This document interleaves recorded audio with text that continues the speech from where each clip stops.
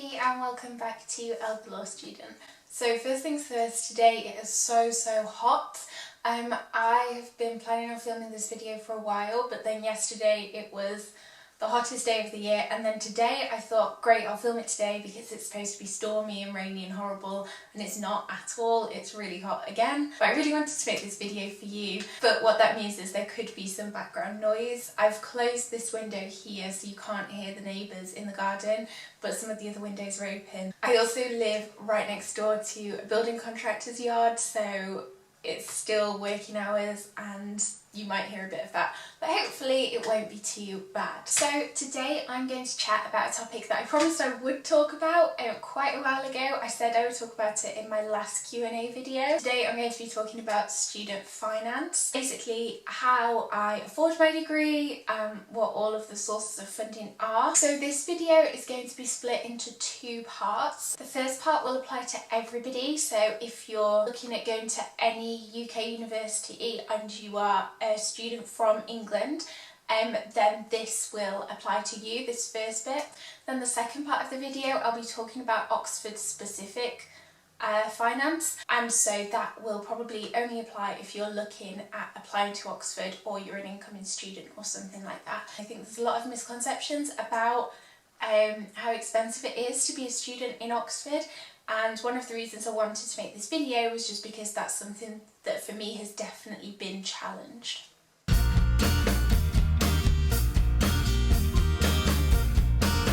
So first things first, before we start this video, what I want to do is explain the difference between a loan and a grant, a scholarship or a bursary.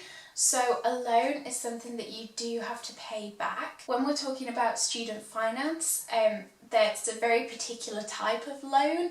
Your tuition fee loan and your maintenance loan, it's a very particular type of loan, and it's not like you're not in debt the same way that you are if, say, you have a credit card or something like that. But you do have to pay it back unless you never earn over a certain amount or you haven't paid it back within a certain amount of time. So there are some exceptions to that, but you pay it back. On the other hand, a grant, a scholarship, a bursary, these are all things that you do not have to pay back. That's just money that is given to you. There might be some kind of conditions attached to it. Sometimes to be eligible for some kind of bursary, for example, you then have to do some volunteer work, so you don't have to pay them back, but you might have to do something in return. Okay, so the very basic thing is tuition fee loans. In general, you're looking at £9,250 a year to study per year for an undergraduate degree in the UK. Some universities are cheaper than that. There's a chance that that price could go up, and that was something that I know I was super duper worried about because that is a lot of money, and I know that there is no way that I could get that money together. You really do not need to worry about that money. That money you are automatically able to get from the government if you are from England. A very similar thing happens across the UK, but I'm just going to focus on England because it is worth noting that there are different funding organisations for the different countries. You have Student Finance England, Scotland, Wales and Northern Ireland, and they all work slightly differently. So that's why I'm just focusing on Student Finance England in this video, but a lot of this is applicable to the other countries as well. Tuition fees are paid for by the government if you request a tuition fee loan. So what you have to do, and I'll go through a little bit about how you apply later, but basically you just tell the government that you would like that money and they pay it automatically to the university. So you don't need to worry about transferring it over or anything. I know that for postgraduate loans it's a bit different, but for tuition fee loans what happens is that money goes straight to the university. You do not need to worry about that. Once you've applied, it's all sorted out. Your maintenance loan is different, however. So your maintenance loan is the money that goes to you, and that's to spend on whatever you need to maintain yourself with, basically. There's no kind of restrictions as to what you can spend it on, but obviously for me, for example, it goes towards my accommodation.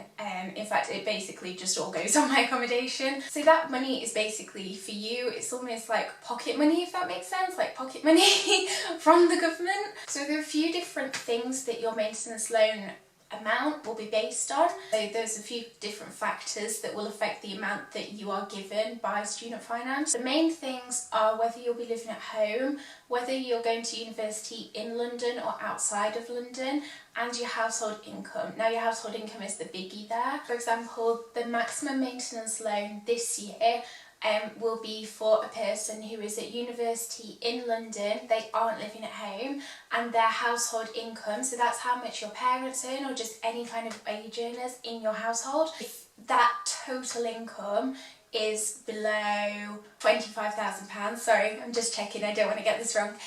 If that's below £25,000, then you will get the maximum maintenance loan, which is going to be around £12,000.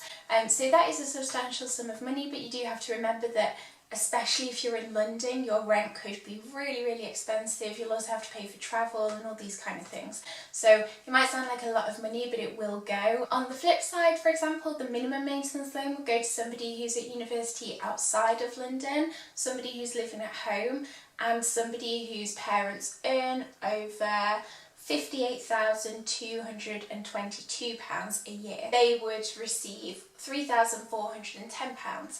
So you can still see that even as an absolute minimum, it's still a substantial amount of money. And for example, in that situation, you wouldn't be paying rent unless you kind of contribute a bit to your parents' bills. It is kind of frustrating.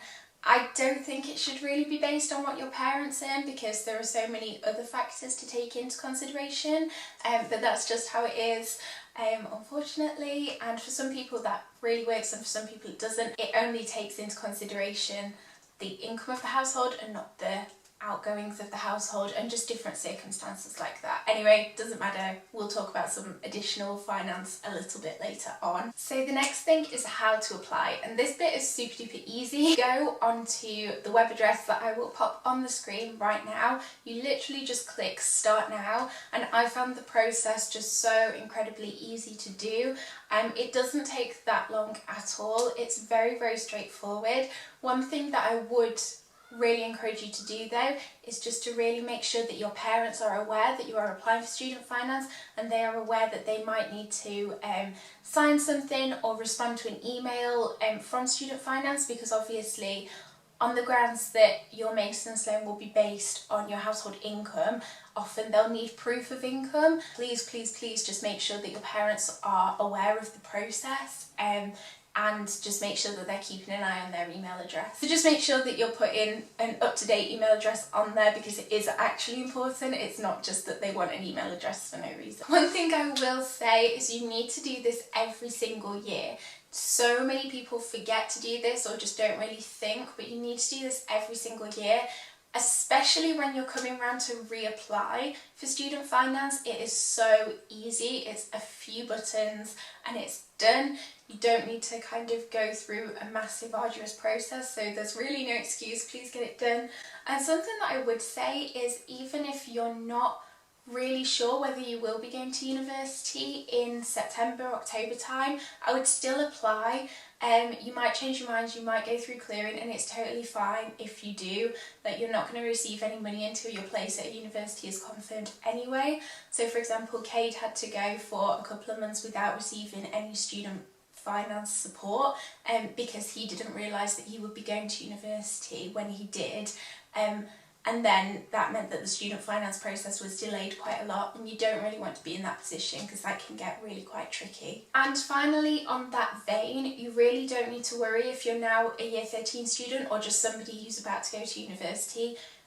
Please don't be put off if you're kind of worried about meeting your grades or you're not even sure which university you want to go to.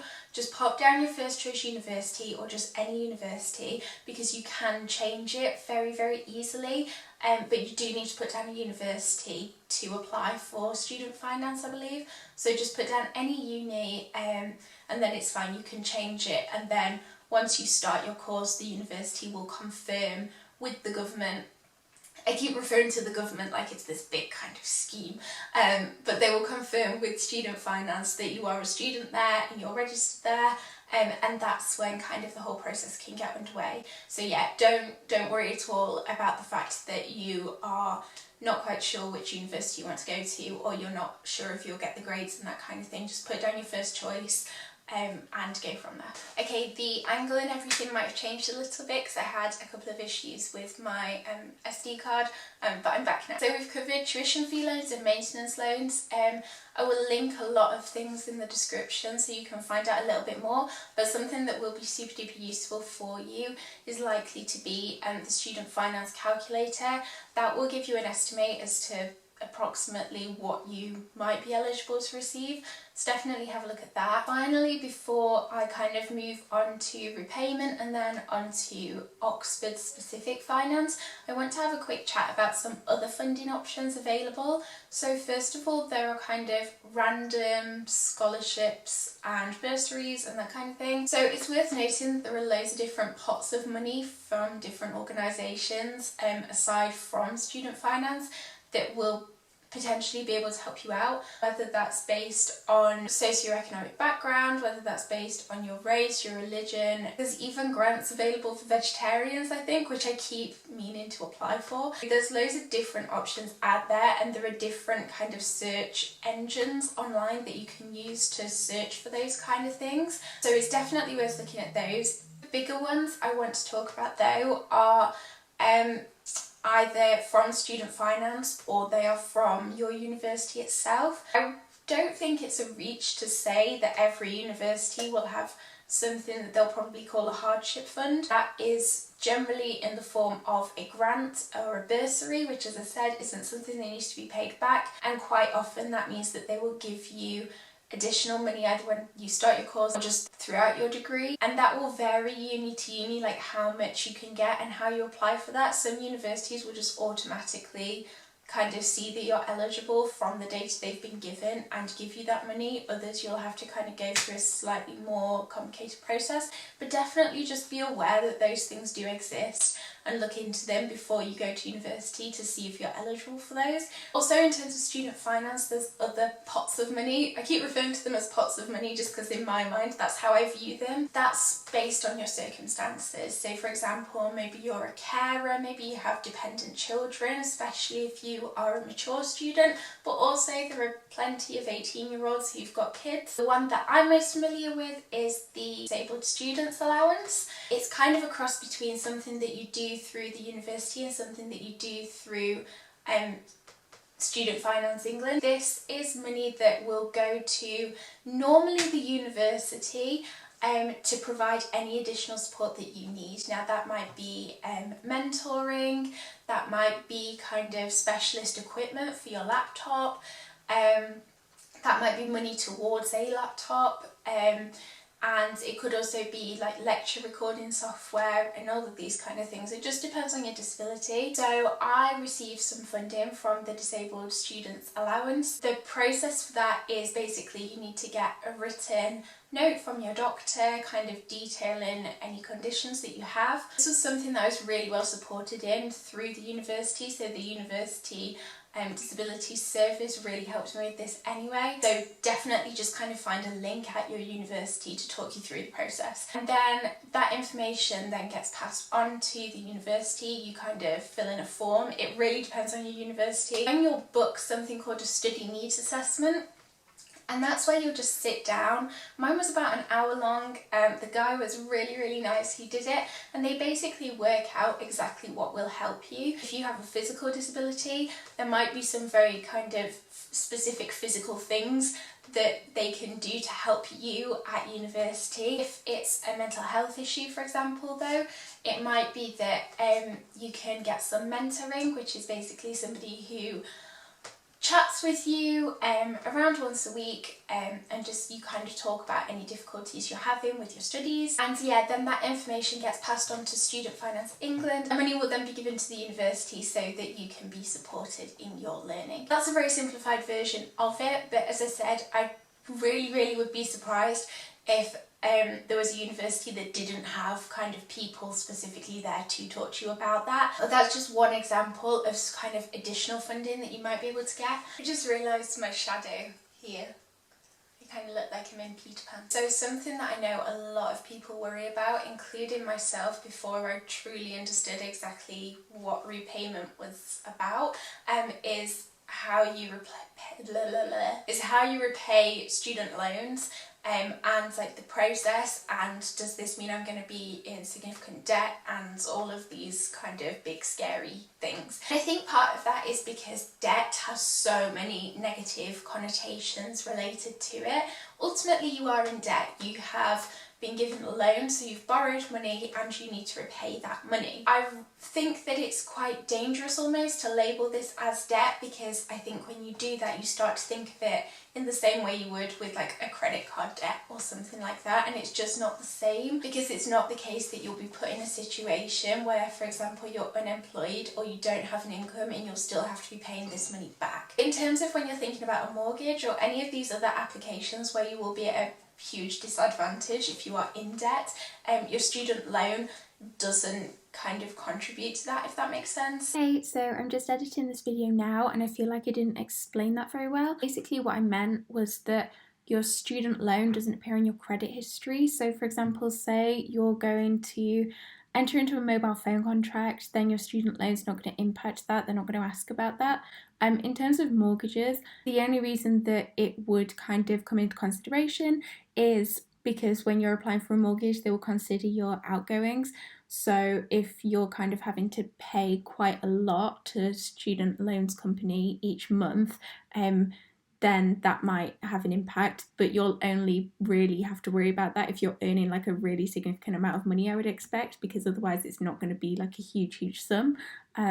So yeah, I hope that makes a little bit more sense. I don't think I explained it very well, but I'll leave some links down below to kind of properly explain that. I think as well, a lot of people might watch American YouTubers or American TV shows and get really put off. It's just not the same in the UK, thankfully. The system, I think, is actually relatively good. Definitely things that could be improved with it, but I do think that repaying your student loans isn't something you need to massively worry about, but you should be aware about exactly how it works. So a very quick rundown. You will not start to repay your student loans until you're earning over, I think it's £2,200 a month. Let me just check that. Yeah, so it's £2,214 per month, and that's before tax and everything. It is all based on your income. So what you do is you repay 9% of your income above the repayment threshold. That's a little bit complicated. However, I think that on the Student Finance website, there's a really nice example as to how this works. So I'll just read that out for you now. So it says your annual income is £28,800 and you are paid a regular monthly wage. This means that each month your income is £2,400. Obviously that is over the threshold. So your income is £186 over the threshold, and that means that you will pay back £16 each month, because that is 9% of the £180. What it doesn't mean is that you'll pay 9% of your salary, it will just be 9% over that point. Obviously, if you find yourself with a load of money, you can repay those loans early. So yeah, that's kind of how it works. It is really worth mentioning that what you repay will then, throughout your career, reflect any increases or decreases in salary. If you ever drop below that threshold, you automatically stop paying, and sort of the more you earn, the more you will pay back, but obviously it's all proportionate. Most people I know who are now repaying their student loans are paying the same amount back per month as they are paying for their phone contract or their gym membership, so it's really not a huge amount of money. And as I said, like, if you're only just over that threshold, it really is quite a small amount of money and it's really quite manageable. It is really worth mentioning as well that you don't have to pay off your full loan. If you never reach that threshold or you're unemployed, for example, it might be that you choose to graduate and then you might become a stay-at-home parent. And in that case, after 30 years, your loan is written off. Even if maybe you repay part of it because for part of your career you're earning over that threshold, after 30 years, that's all done, you don't have to pay anymore. So again, it's not a case that you then need to be really panicking trying to find a job that will allow you to earn enough money to pay off that loan, because it will get written off after 30 years. Obviously 30 years is quite a long time, but hopefully that's not something that will put you off. Also, on a really morbid note, if somebody with a student loan does pass away, then the loan is written off, so that's not a burden that you would ever be passing on to your family members. I think particularly maybe with mature students, or maybe students who have some kind of terminal illness, that might be something that is really a concern. I have to say it's not something I ever thought about because that's not my position. But yeah, so if you are in those kind of circumstances, then you don't need to worry about putting any extra financial burden on your family. Oh, and finally, I forgot to say, and I've just checked my notes and I needed to remind myself, but in terms of repaying, it's not kind of a complicated process to repay. It would just get taken out of your pay at the same time as tax and national insurance, so it's not a physical thing that you have to do. The only exception to that is if you are self-employed, in which case it will be taken out of your pay when you do your tax return each year. So it's basically, just think of it as a tax. Okay, so now moving on to Oxford specific finance issues. This section can kind of be divided into two subsections. So the first one is financial support that is available from your college, and the second one is financial support that's available from the university. If you don't know, each student will belong to a college as well as belonging to the university. I've explained this in some other videos, but also if you just look on the Oxford University website, it'll go into a bit more detail about that division, because I don't really want to go into it too much here because it'll just take me a while. And also, I'm guessing if you've clicked on this video, that means you've already done a little bit of research about the university anyway. So from college you can apply for usually quite small grants, but they can be bigger as well. So for example, at Worcester in particular, and I'm pretty sure at all colleges really, you can apply for things like book grants. So if you have a certain textbook that you need to buy, that you really can't afford to buy it, or it would just be kind of a really unwanted financial burden on you, because textbooks can be super duper expensive, then you can apply to the college for financial support for that. And you just fill in some forms and attach some receipts and they'll send you the money. Gosh, I'm really popular and getting loads of text messages. It's literally my dad. But yeah, something else is travel grants. It might be that as part of your studies you might need to travel somewhere to conduct research or something like that. And in those circumstances you can generally apply for some money from the college. In general, things like if you want to learn a new language, in Oxford there is the University Language Centre and you can sign up to courses there, and they cost about £100, so really not too much money for the benefit that you're getting. However, for example at Worcester, I think they refund 50% of that cost.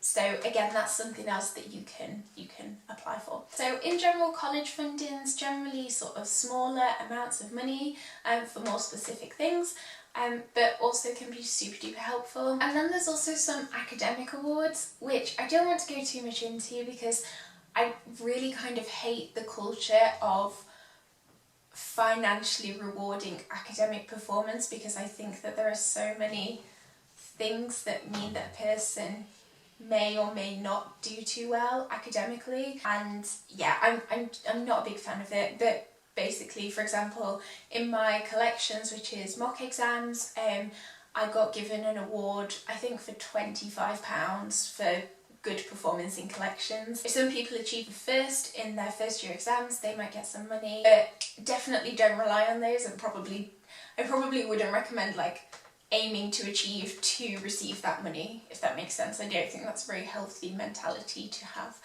but that's just my opinion. Okay, so then central university funding, and this is the stuff that like makes the biggest difference. So if your household income is below £27,500 a year, then you're automatically eligible for something called a Crank Start Scholarship. This changed its name recently. I'm pretty sure it used to be the Moritz-Heimer Scholarship, so you might have heard that terminology around, but it's changed name. And you will automatically be offered this by the university. You don't have to accept it if you don't want it, but it's there. You don't need to repay that at all. It's yours to have. And I think that is up to £5,000 a year, so that is a really substantial kind of aid.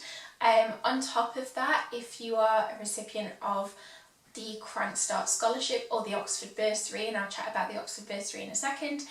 You can also apply to have your travel to and from university refunded if you're outside of a certain amount of miles of the university. So the Oxford Bursary is something that's available to a lot more students. That is available if your household income is below £42,875. Let me check that. Yes, that's right.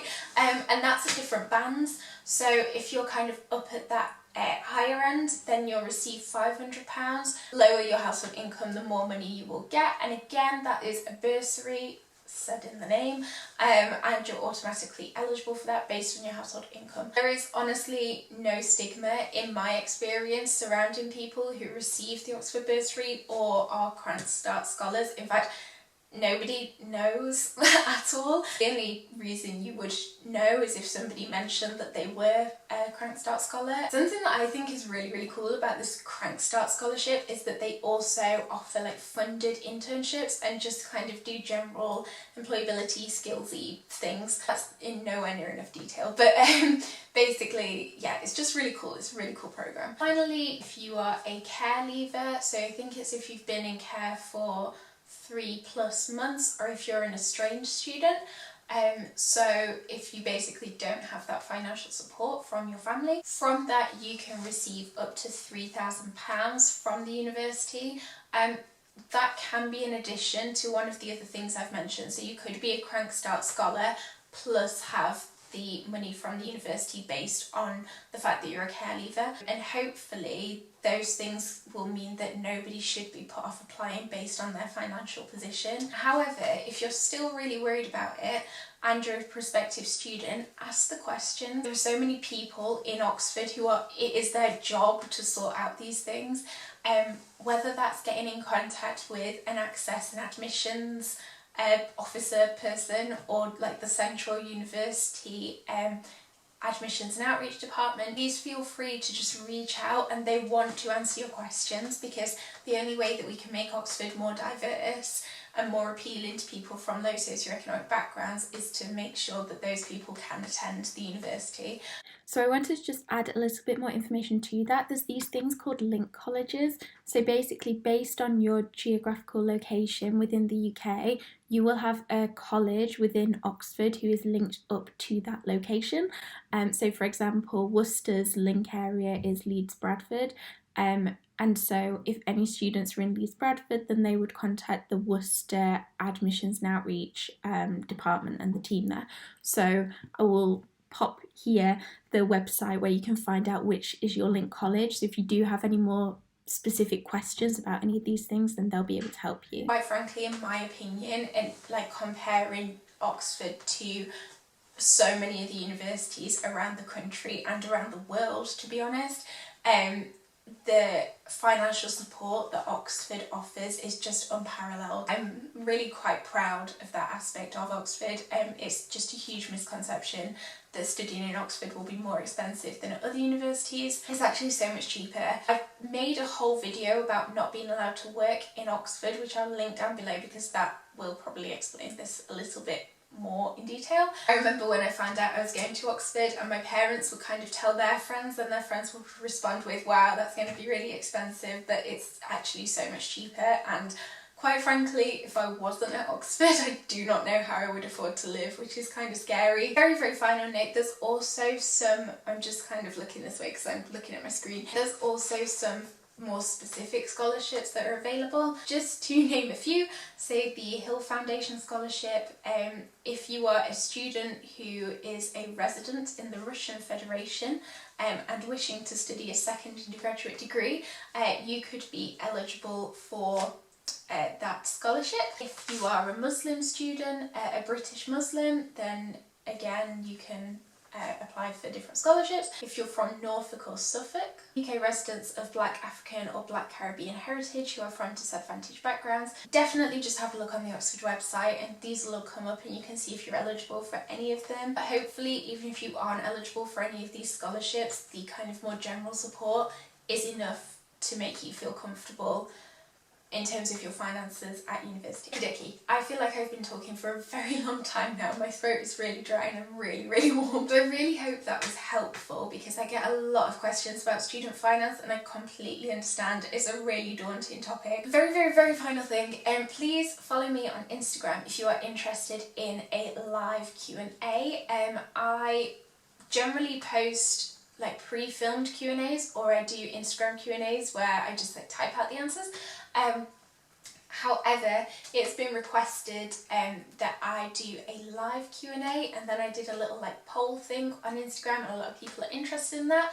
So the link to my Instagram will be down below if you are interested in watching a live Q&A, generally about like studying law, studying in Oxford, the application process, if you have any more student finance questions, all those kind of things, then I'll link my Instagram down below, and any information about that will be on there. I've not planned when it will be or the logistics or anything yet, but that will come and the information will be on Instagram. Have a nice day. I hope it's nice and sunny where you are. I hope you've not got burnt, and I will see you very soon. Bye!